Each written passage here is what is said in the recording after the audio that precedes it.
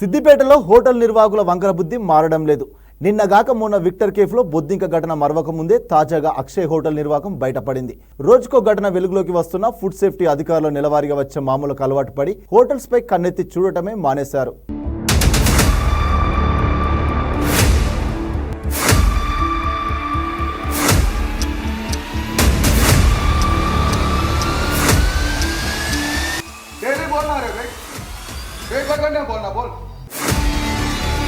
ఇప్పుడే first time ఆడవ దొరికిండు.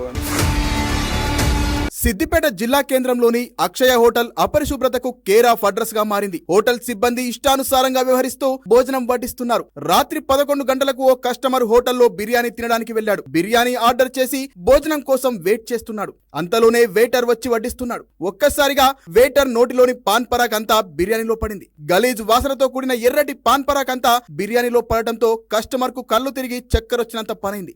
వెంటనే customer management ను నిలదీయగా సారీ చెప్పి తప్పించుకునే ప్రయత్నం చేసింది. ఆ నోటా ఈ నోటా అక్షయ హోటల్ పాన్ పరాగ్ విషయం సిద్దిపేటలో గట్స్ ఉన్న ఛానల్ NSN కు తెలిసింది. NSN రిపోర్టర్ల బృందం వెంటనే రంగంలోకి దిగింది. తమ రిపోర్టర్ల బృందం పరిశీలనలో నివ్వరపోయే విషయాలు వెలుగు చూశాయి.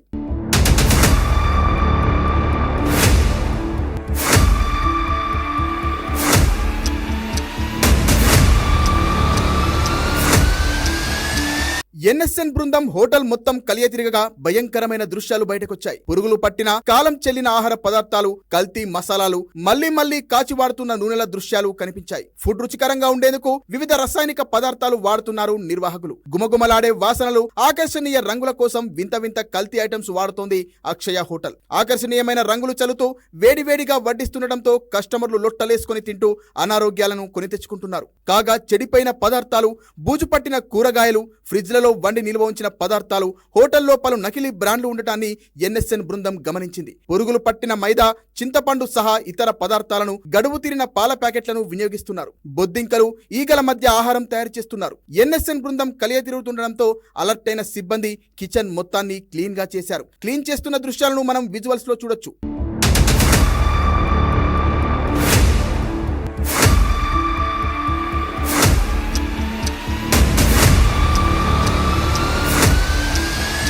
ఇదిలా ఉండగా వెయిటర్ గత 3-4 నెలలుగా పాన్ పరాగ్ వేసుకునే ఫుడ్ సర్వీస్ చేస్తున్నాడని నిర్వాహకులే చెప్పడం గమనార్హం. అంటే తెలిసి కూడా మేనేజ్మెంట్ ప్రజల ఆరోగ్యాలతో చెలగటమాడుతోంది. వెయిటర్ కు ఎంత చెప్పినా వినకుండా అలాగే ప్రవర్తిస్తున్నాడని తప్పును వెయిటర్ మీదకి నెట్టే ప్రయత్నం చేసింది మేనేజ్మెంట్. మీడియా ముఖంగా తిడుతూ వెయిటర్ మీదకి తప్పును నెడుతూ తప్పించుకునేందుకు ప్రయత్నించారు నిర్వాహకులు.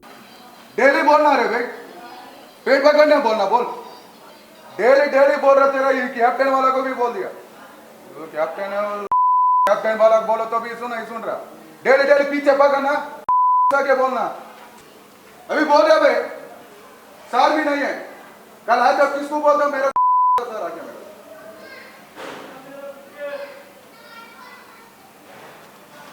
कस्टमर आया उधर आके पूरा साफ करके आता. क्या होता है मुंह डेली बोल रहा तेरा को, डेली बोल रहा.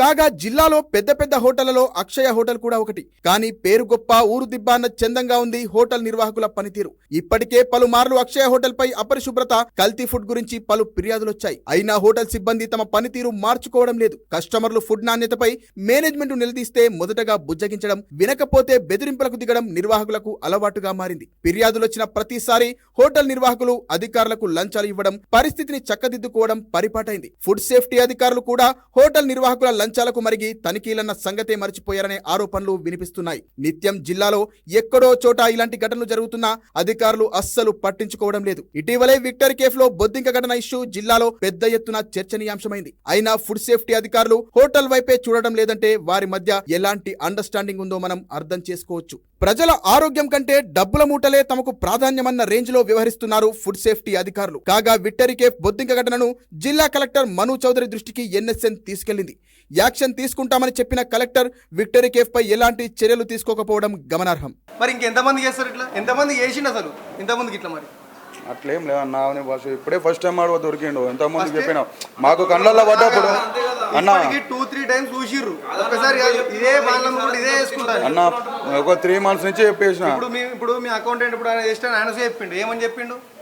అరే ఇప్పుడు ఎన్నిసార్లు చెప్పమంటావు, మనకి ఎన్నిసార్లు వేయమంటావు, మన ఎంబడిగా కాపలుగా ఏమంటావు అని అడిగిండు. మరి ఇప్పుడు దీనికి ఎవరు ఇప్పుడు సమాధానం ఎవరు చెప్తారు? మరి అసలు దీనికి రెస్పాన్సిబిలిటీ ఎవరు? రెస్పాన్సిబిలిటీగా మేమే సార్ హోటల్ మేనేజ్మెంట్ మరి మీరే చెప్పాలి కదా. ఇప్పుడు ఎంత ఎవరు ఇప్పుడు హెల్త్ ఎవరికి ఖరాబ్ అవుతుంది?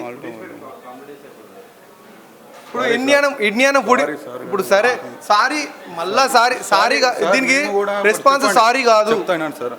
ఏనని కూడా మేము వెనక తిరగలేము. రోజు ఒకసారి 2 సార్లు మేము చెప్పినాం.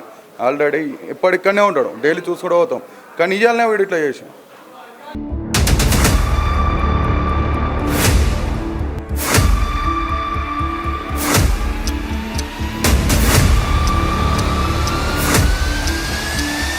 डेली बोलना रे भाई पेट पकड़ने बोलना बोल